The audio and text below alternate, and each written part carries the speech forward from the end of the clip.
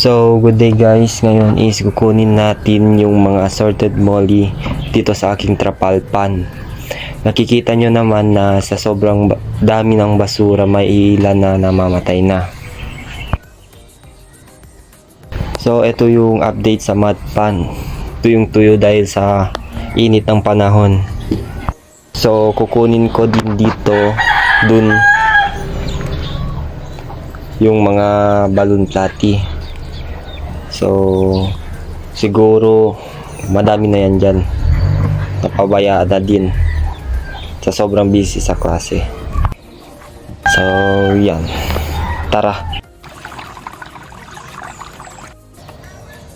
So, kukunin ko muna yung mga aquatic plants ko para ilagay sa aking mga bagong ref top. So, nakakatulong pala ang mga halaman o aquatic plants sa ating mga isda. Una is yung kung ang isda natin is kinakain nila ang kanilang fry.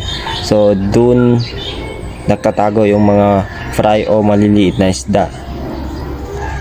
Isa din is nakakatulong din sa isda ang aquatic plants para sa kanilang natural na oxygen. So, ito nga pala yung aking sail pin na red eye or Yamabukin. Nandyan naman yung mga fly ng chocolate balloon. Meron din dito yung mga black balloon. So, dito naman is yung mga Yamabukin na Juby size na balloon. So, dito naman is yung PKBM. Diyan is yung mga platy balloon, platy black. Dito naman is yung mga gold dust na balloon molly.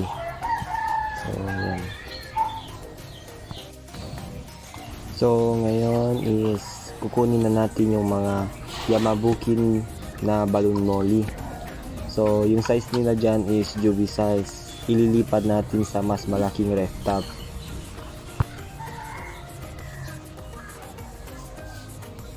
Nakakatulong kasi ang mas malaking lalagyan para mas madaling lumaki ang ating mga balloon molly. So, yan.